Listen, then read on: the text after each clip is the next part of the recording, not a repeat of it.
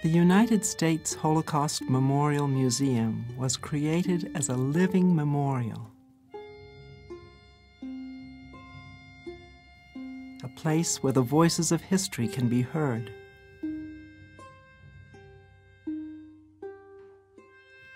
Voices that ask about our responsibility when genocide threatens today.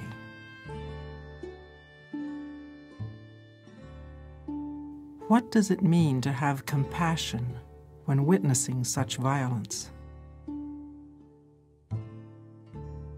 And what can we learn from those who have acted to defy genocide? Tonight, you will meet two remarkable individuals who acted to save others during humanity's darkest hours. When the army of Nazi Germany invaded France, a young Jewish woman, Simone Weil Lipman, joined forces with others to save hundreds of children from deportation and the gas chambers. We had a staff that worked on the false identities. We had to fabricate new identities for hundreds and hundreds and hundreds of children, remove them from the children's homes, and find places for them, and find hiding places. You have to see the other as yourself. You have to really be aware, too, that if you don't speak up when you see evil, then it's going to multiply, it's going to progress, it's going to get out of hand. In 1994, Damas Gisimba was confronted with a similar challenge during the Rwandan genocide. He, too, chose to defy genocide. I could not abandon my neighbors. I could not abandon my children, children I had raised and who had grown up before my eyes. I see all people in my own image. They have the same blood that I have, and they can suffer as I can suffer. If we had to die, it was necessary for us to die together. Between April and July of 1994, up to 800,000 people, mostly from the Tutsi minority group, were killed. Individuals like Damas Gisimba were caught up in a mass murder campaign, centrally planned by the Rwandan government. Pitting neighbor against neighbor, they demonized and targeted the Tutsi minority and any Hutu who resisted their plans.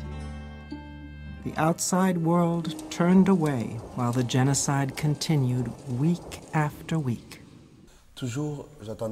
I had always heard the term, the international community. But where is this international community? One gets the feeling that it is very far from every country that exists on Earth.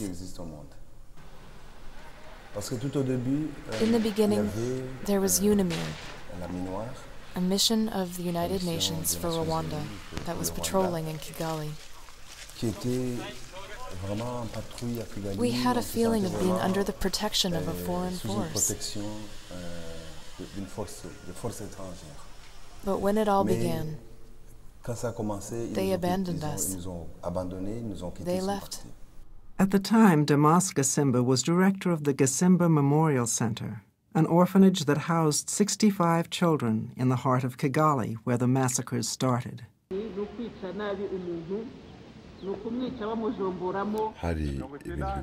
There were already signs indicating that there would be atrocities. There were Interahamwe groups and other young men saying they would exterminate the Tutsis. They had uniforms and sang slogans. Some threats were even written across the door of my house. Although he is Hutu, Gisimba was accused of being a Tutsi sympathizer because he did not agree with Hutu power ideology.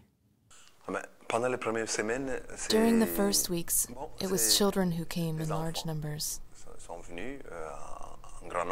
Sometimes they would come just after their parents had been killed. Sometimes with one parent only, usually the mother, as a lot of men died during the first days.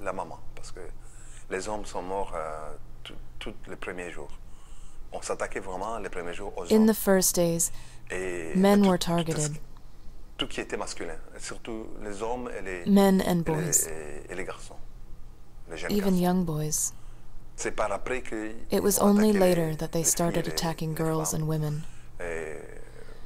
During the following weeks, it was women and girls too, raping and then killing them. Or just leaving them like that, because after being raped by 6, 7, 8 people, they couldn't even walk. In spite of increasing violence, Gisimba refused to abandon his beliefs. He turned his orphanage with a capacity of 60 into a sanctuary for some 400 children and adults. As far as hiding people, that also was difficult. The number had already exceeded the capacity of the orphanage. Because the orphanage had a capacity of around 60 people, and at its height we were hiding some 400 people there. The militias arrived each time. They were coming all the time, every day in fact, and I was there to try to stop them from entering. They asked the kids to split into 2 groups, the Hutus on one side and the Tutsis on the other. But the children, as I had always told them, they were one. They should be united. They didn't want to separate. And it was difficult for the militia to distinguish between them, as they didn't know them. They would look at their faces, but kids' faces can sometimes look alike. They tried again many times, but the children kept refusing, acting like real brothers.